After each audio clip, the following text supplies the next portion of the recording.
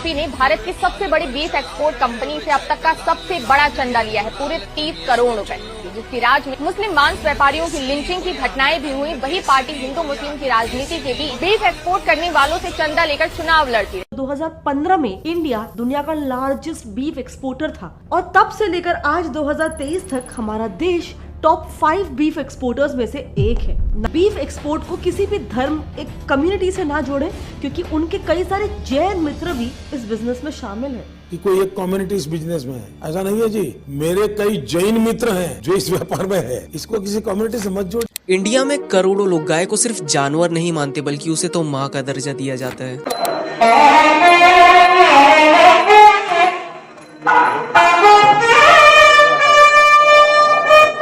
लेकिन पॉलिटिशियंस उनके नाम पर राजनीति करते हैं, वोट मांगते हैं, लोगों को भड़काते हैं। और ऐसा मैं क्यों बोल रहा हूँ वो मैं आपको अभी एक्सप्लेन करता हूँ। दरअसल देश की एक बड़ी मीट एक्सपोर्ट कंपनी जो कि गाय और भैंसों का मांस बेचती है, इस ग्रुप से बीजेपी ने करीब 30 करोड़ का चंदा लिया अपनी पार्टी फंड करने के लिए। जी हाँ, पूरे 30 करोड़। अब देखो सवाल ये है, अगर गाय और धर्म इतना बड़ा मुद्दा है तो फिर इस इंडस्ट्री से जुड़े हुए लोगों का पैसा लेते वक्त आइडियोलॉजी कहाँ चली गई थी? स्टेज पर गौ माता का नाम लेकर जनता को इमोशनल किया जाएगा, लेकिन गाय काटने वाला, पशु काटने वाला, देश की दूसरी नदियों को तबाह करने वाला अगर कत्ल खाने करता है तो दिल्ली की सरकार सब्सिडी दे। लेकिन बैक स्टेज करोड़ों की फंडिंग भी क्विकली एक्सेप्ट कर ली जाएगी। मतलब जनता रिलीजन के नाम पे लड़ती रहे और ऊपर बिजनेस और पॉलिटिक्स मिलकर पैसा बनाता रहे। और सबसे अजीब बात, इनकी आयरनी तो देखो, ये लोग खुद को धर्म का सबसे बड़ा रक्षक बताते हैं। भाई मेरे लिए देश से बड़ा,